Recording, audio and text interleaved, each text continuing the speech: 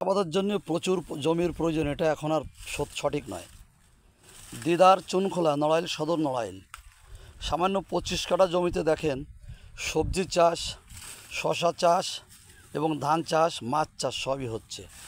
দিদার, দিদার কেমন আছো বলো বাবা? তুমি? ইনশাআল্লাহ ভালো আছি। ভালো আছো? তো তুমি জমি কতটুক তোমার জায়গা? 25 কাঠা। 25 কাঠা, তাই তো? এই জমিতে কি কি চাষ করেছো? এই যে খিরে লাগাইছি, ধান লাগাইছি, মাছ ছাড়িছি। মাছ কি মাছ আছে? পুঁটি মাছ আছে, অন্যান্য মাছ আছে। আর আউশ ধান তো বিশাল আওয়াজ আছে দেখতেছি বাবা। আউশ ধান হইছে এই যে। আচ্ছা, এইটুখানি জমিতে তুমি বছরে কত টাকার চাষাবাদ করে মুনাফা পাও, মানে লাভ করো বলে? এর আগে তো ছিল কলা গাছ, এর আগে তো ভালো কিছু হতো না। এই জন্য এইবার আর কি সুজা লাল লাগাইছি, যাও মোটামুটি হচ্ছে। তোমার টার্গেট শশা কত করে এখন? এখন বর্তমানে 30টা 35 টাকা কেজি চলতেছে, দাম কমে গেছে এখন। তোমার টার্গেট কত টাকা বিক্রি করবা বলে আশা করতেছো, মানে মাছ ধান শশা সব দিয়ে? এখন এই 25 কাঠাতে তো 1-1.5 লাখ টাকা বিক্রি হয় নাই। 1.5 লাখ টাকা বিক্রি হবে তাই আশা করতেছো, তাই তো? আউশ ধানটা তো খুব ভালো হয়েছে। আর শশা চারিপাশে আছে। হ্যাঁ, তাহলে তোমার ঘেরটা আমি একটু দেখাই সবাইকে।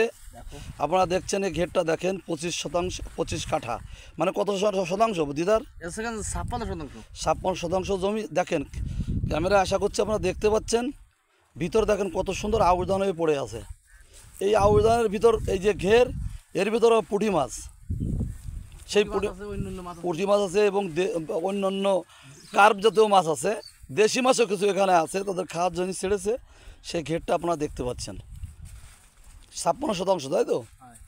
56 শতাংশ জমি, এখান থেকে সে 1.5 লক্ষ টাকা মতো টার্গেট করেছে। আশা করি সেটা হবে। শশা আছে, ওই পারে সবজি আছে, ধান আছে, মাছ আছে। আপনারা দেখেন সেই ঘেরের পুরো এরিয়াটা নেট দিয়ে দিদার মিয়া ঘিরে দিয়েছে, মানে যাতে পাখি টাকি পড়ে যাতে শশা নষ্ট না করে।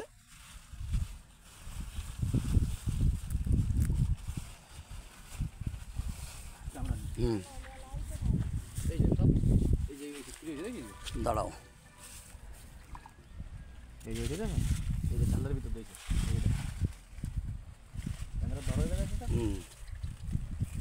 ঢালের উপরে গাছ দিলে কত লাভবান হয়? দেখছি তাই। এটা বলো তো, এটা ডাল, কোনো টাল কিন্তু করেনি।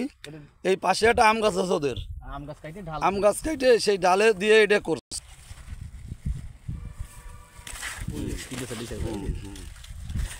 দিদার মেয়ে আবার দেখেন আর এক পাড়ে নতুন করে আবার শশা চাষ করতেছে। এই যে এর গাছের বয়স 20 দিন, আর কয়দিন পরে সে ফলন চলে আসবে। 10 দিন পরে ফলন চলে আসবে। সে নতুন গাছ আবার আর এক পাড়ে উঠতেছে, আর 5-7 দিনই পরে এই গাছে ফলন চলে আসবে।